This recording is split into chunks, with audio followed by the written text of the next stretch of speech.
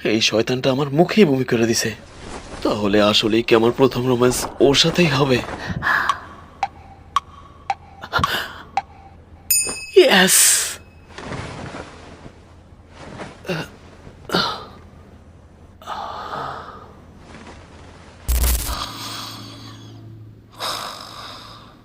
মাফ করে দিস রে হটি।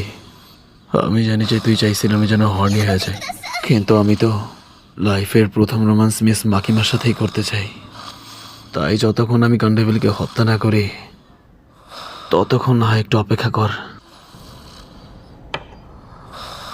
মিস মাকিমা, আসলে আমার লাইফের প্রথম কিসের অভিজ্ঞতা জঘন্য ছিল।